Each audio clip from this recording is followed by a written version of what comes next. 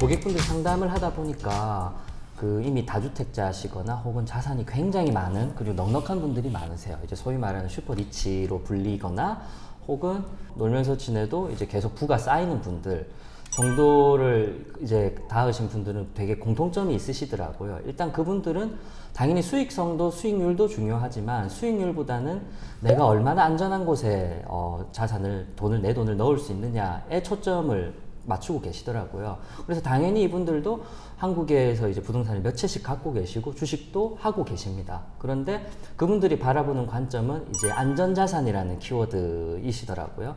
그래서 그분들의 시각에서는 지금 한국은 여전히 이제 남북이 휴전 상태죠. 그러니까 공식적으로는 사실 아직 전쟁 중이라는 게 맞는 표현일 겁니다. 그렇다면은 나의 자산을 안전하게 지키고 싶은데 그렇다고 나의 자산을 한국에 있는 모든 주식과 부동산에 사야 되느냐, 여기서 노라고 판단을 하시고 이제 해외의 문을 두드리고 계시는 분들이에요. 근데 그분들한테 가장 안전한 곳은 어디냐? 결국 달러를 사두시는 거더라고요. 여기서 이제 금, 은 같은 원자재를 매매하시는 분도 있겠지만 한국에서 살려면 그거는 이제 보관 문제도 있을 거고 10만 달러, 뭐 100만 달러 이거를 또 현금으로 가지고 있을 수도 없으니까, 그렇다면은 한국 부동산이 아니고 미국 부동산을 살 수도 있지 않을까라는 이제 의문점에서 출발을 하셔서 미국 부동산을 사게 되면은 내가 자연스럽게 달러를 사게 되는 거구나. 그리고 이미 한국에서 부동산 투자로 성공을 해보신 분들이 많거든요. 주식은 이제 가장 큰 리스크라고 보면 주식은 상장 폐지라는 이슈가 있지만 부동산은 그 자리에 땅과 건물로 이루어진 아주 특이한 자산의 형태니까 굳이 한국이냐 미국이냐 가릴 필요가 있을까? 미국 부동산만 사놓으면은 미국에 내 땅이 생기고 미국에 내 건물이 생기고, 그런데 안전하게 달러로 보유를 할 수가 있네? 그렇다면 더 주저할 필요가 없지. 이렇게 문을 두드리시는 분이 많습니다. 한국으로 한번 예를 들어 보면은 압구정의 현대아파트, 그 다음에 고속터미널 앞에 반포자이 같이 이제 누구나 그 동네를 떠올리면은 하는 말하자면 랜드마크격인 단지들이 있잖아요. 그런 아파트들은 한 채에 40억, 50억 정도 합니다. 근데 역시 한국에서도 그런 집을 매매할 수가 없죠. 마찬가지로 미국에도 이제 영상으로만 나오는 방이 10개, 8개, 화장실이 7개, 혹은 3층 대저택 이런 키워드로 그려진 정말 의리의리한 집이 많거든요. 근데 그런 집에서는 보통 사람이 매일 거주를 하지 않습니다. 마찬가지로 한국에 34평 아파트가 있는 것처럼 미국에도 똑같이 이제 그런 거주 싱글 패밀리 레지던스가 있거든요. 이제 그런 집들은 역시 이제 캘리포니아 주냐, 조지아 주냐, 뉴욕 주냐에 따라 가격이 다르지만 현실적으로 한국의 아파트 값보다 싼 지역들도 충분히 많습니다.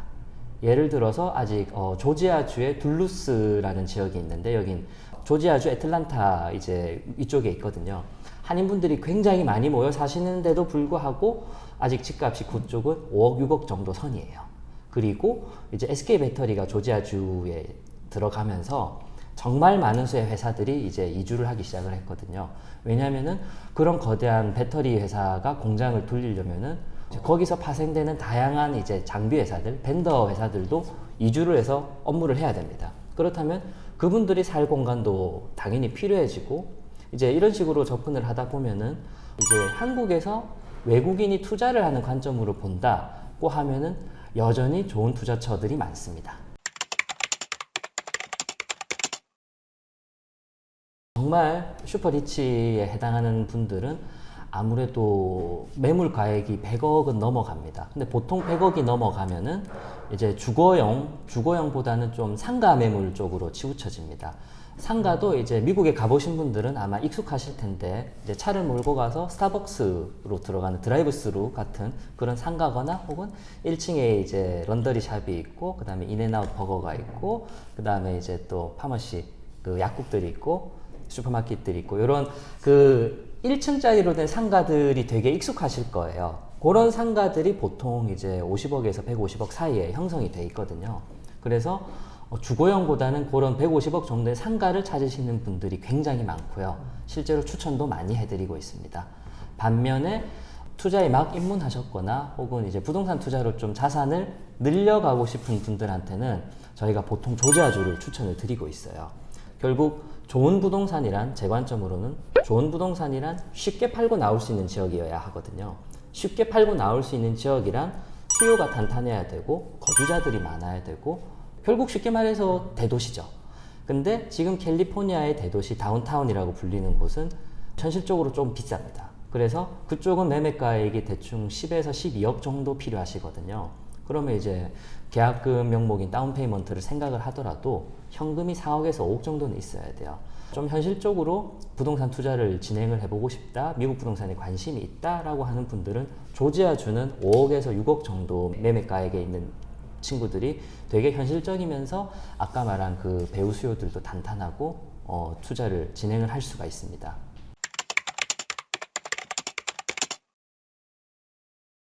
한국의 부동산과 미국의 부동산을 비교를 하면서 이제 미국은 극단적으로 이런 세금들이 이제 낮고 그 다음에 이만한 수익률이 있으며 월세가 한국보다 극단적으로 높다, 이런 비교가 영상이나 글들에서 이제 저도 종종 봤거든요.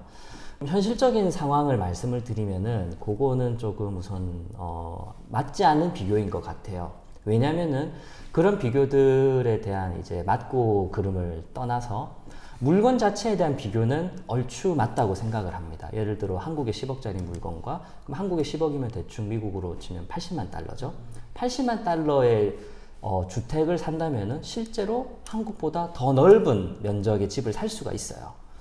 근데 그 비교는 한국인이 사는 10억짜리 물건과 미국인이 사는 80만 불짜리 집의 극단적인 비교만 했다고 보여지거든요. 왜냐하면 저희는 현실적으로 미국에 들어가기 어려운 외국인 투자자 신분이니까 저희가 고려해야 될 건 사실 물건 가액이나 수익률이 아니라고 봅니다. 당연히 동일 가격의 물건이라면 미국이 임대 수익률이 한국보다 70에서 80% 정도는 높은 건 사실입니다. 예를 들어 한국의 10억짜리 물건에서 월세가 150만 원이 나온다. 그러면 같은 물건 가액일 때 미국에서는 220만 원에서 230만 원 정도 수익이 날 수 있습니다. 그럼 수익률로 치면 사실 숫자는 높아지죠. 근데 한국에서 돈을 보내야 되는, 한국에서 투자해야 되는 입장으로는 전혀 맞지 않는 비교예요. 왜냐면은 우선 한국에서 미국으로 돈을 보내려면 송금, 그럼 결국 환율이라는 이슈를 겪어야 됩니다. 그리고 해외 송금도 해외에서 유학을 해보신 분들도 계시겠지만 5,000달러, 뭐 10,000달러 정도 송금하는 것과 이게 집을 구매하기 위한 80만 달러를 송금하는 건 다른 이야기거든요.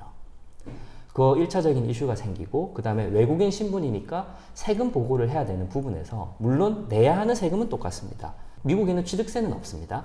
다만 이제 재산세나 양도세 부분에서 한국과 비슷하게 흘러가지만 외국인 신분이기 때문에 미국인들과는 다른 포션을 적용받는 경우도 있고, 미국인은 공제받을 수 있는 항목들이 외국인한테는 안 되는 경우도 있고, 이런 디테일한 상황으로 내려가면 사실 단순한 물건 비교는 맞지 않거든요. 미국에서 예를 들어 이제 이런 의문이 드실 수 있을 것 같아요. 그렇다면은 내가 투자를 실행한 다음에 한국으로 돈을 안 가져오면은 어떨까? 라는 궁금증이실 텐데요. 이제 한국에서 크게 해외 부동산, 특히 미국 부동산 투자를 할 때는 두 가지 방식이 있습니다. 첫 번째로 개인이 직접 부동산 매매를 진행을 하는 경우와, 그 다음에 요새 잘 알려져 있는 LLC, Limited Liability Company를 설립을 해서 그 LLC가 미국 부동산을 취득하는 경우인데요. 아마도 첫 번째의 경우에는 수익을 미국에 가만 놔두기가 어려울 거예요. 왜냐면은 개인이 직접 구매를 할 경우에는 송금 단계에서부터 부동산 매매 목적으로 송금을 한다라는 것을 은행에 증빙 서류를 제출해야 됩니다. 그 말은 이 송금건에 관련해서 부동산 매매가 이루어진다고 하면은 그 돈을 그대로 다시 한국으로 가지고 들어와야 됩니다. 이 말은 임대 목적으로 이제 수익형 부동산 목적으로 미국에 투자했을 경우 임대 수익이 발생하겠죠. 그럼 그 돈을 매달 의무적으로 한국으로 가지고 들어와야 될 거예요. 반면에 LLC로 미국 부동산을 취득을 하게 되면 요거는 LLC가 투자를 하게 되는 거거든요. 그러니까 돈을 보내는 나는 내가 소유한 LLC에 투자를 하게 되는 거죠. 그 LLC에서 운용을 하는 것이 부동산이 되는 겁니다. 구조입니다.